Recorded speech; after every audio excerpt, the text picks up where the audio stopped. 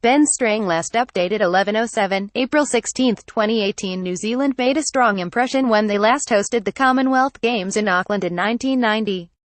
Opinion: it has been 28 years since New Zealand last hosted the premier sporting event in the Commonwealth. Auckland was the host back in 1990, when the Commonwealth Games last came to New Zealand, with 2,000 athletes from 55 nations storming the city during the height of summer.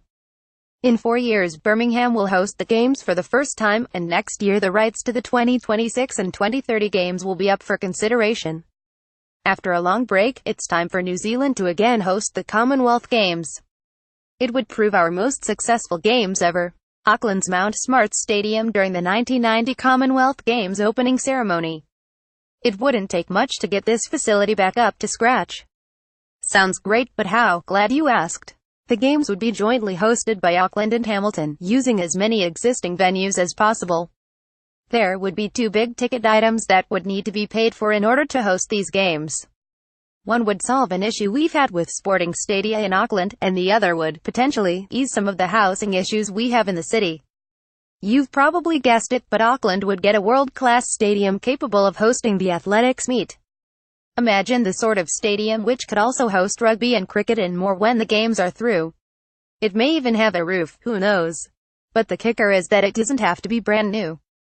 A waterfront stadium would be fantastic, but a less expensive option would be to refurbish Mount Smart Stadium into something truly special.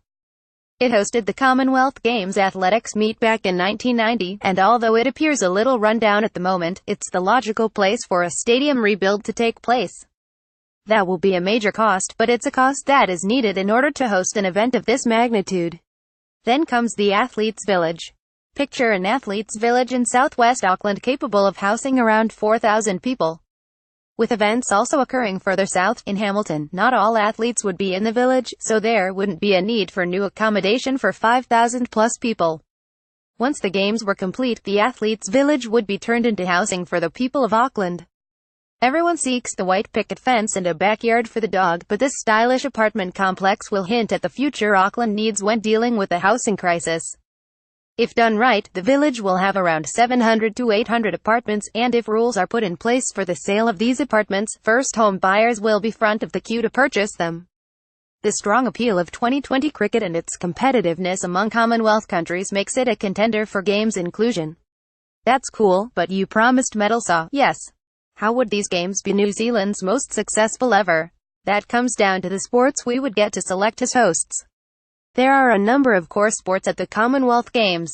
Athletics, swimming, badminton, boxing, hockey, lawn bowls, netball, rugby sevens, squash and weightlifting are perennial Commonwealth Games sports.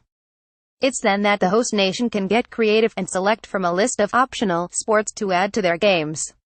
In the past, rowing, sailing and canoeing were optional sports. While the Commonwealth Games Federation have relegated those 3 sports, a Games organizer could still negotiate to have them included. Finally, New Zealand get to make the most of the athletes which dominate at the Olympic Games, but can't find a place when the Queen gets involved.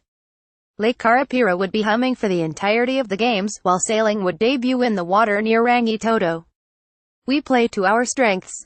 With several powerhouses out of the mix, Norway, Croatia, France, Germany, the United States, you name them, New Zealand have even more chance to dominate the sports which make us so successful when the Olympic Games roll around. We'd also reintroduce cricket to the Commonwealth Games, after it debuted in 1998.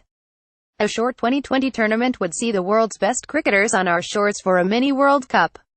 Beach volleyball and basketball get ditched from the Gold Coast Games, but Games rules state that with cricket being played, we have the option of also adding para-basketball, which is a no-brainer.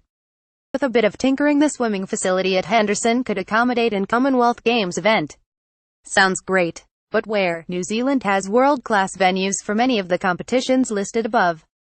Lake Karapiro takes care of the rowing and canoeing, if we get them across the line. Canoe slalom, if included, takes place at the Wira Whitewater Park in Auckland. Sailing will be offshore in Auckland. Swimming will be held at Henderson in Auckland. It could do with some extra seating, perhaps, so a minor refurbishment could be on the cards. Netball will be held at Spark Arena in Auckland. Rugby sevens will be at Waikato Stadium in Hamilton. Hockey is on the North Shore, while cricket will spread a little further, shared between Eden Park, Seton Park, Bay Oval in Tauranga and Cobham Oval in Whangarei. Track cycling will take place at the Avangidrome in Cambridge, and the road racing and mountain biking will also be held in Waikato. Boxing will be at the home of David Nika, at Claudelands Arena in Hamilton, while triathlon will be on a course around the Auckland waterfront. Badminton, lawn bowls, squash, judo, table tennis and weightlifting will find quality venues easy enough, and there are enough good arenas, like the North Shore Events Centre, that hosting the gymnastics will be no issue. Athletics is the big one, which requires that stadium we talked about earlier. New Zealand's Minister of Sport Grant Robertson, pictured with Kiwi skier Nico Porteous, knows what's involved in hosting major events after attending the 2018 Winter Olympics and the Gold Coast Commonwealth Games. Alright then, so 2026 or 2030? Well, that's a good question, and is where reality comes into it. Minister for Sport Grant Robertson is on the Gold Coast, enjoying the 2018 Commonwealth Games. He is well aware that the Commonwealth Games Federation has begun the process to find hosts in 2026 and 2030, and said he is learning plenty from how Australia have hosted the Games. At this point the government does not have a plan to bid for the Games, Robertson said. However, it has been useful to attend the Gold Coast Games to observe what is required to host such an event. I think it's important that New Zealanders understand the scale of the modern Commonwealth Games. It is a massive logistical undertaking, with a huge amount of organization going into things like security and accommodation. While there are no plans at this very moment to bid for a Commonwealth Games, Robertson said he is looking into what sort of major events New Zealand could play host to in the near future, and whether the Commonwealth Games would fit. New Zealand has a proven track record of successfully hosting major international sporting events, such as the Cricket World Cup in 2015 and Rugby World Cup in 2011. I am currently looking at what the best focus is.